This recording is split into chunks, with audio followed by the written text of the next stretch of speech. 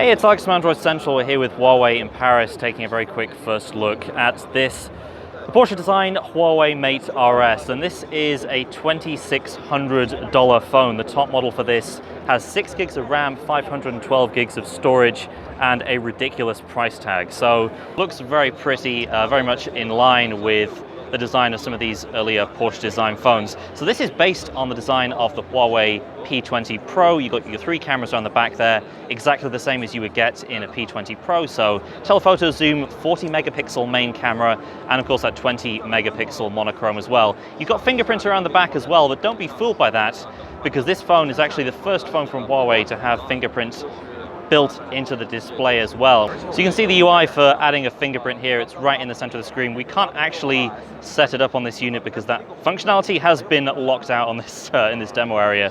But nevertheless, exciting to see in-screen fingerprint finally coming to a premium device. As for the rest of this phone, essentially you're looking at a Huawei P20 Pro only without the notch.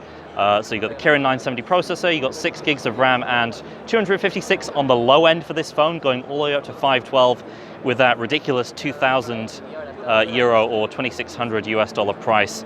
So kind of a different design language that we're going for with this Porsche Design version, and different camera placement, no notch around the front, still the same powerful hardware, and a very, very beautiful design in its own right. So this is the black version right here. There is also a red version that will be coming to China only.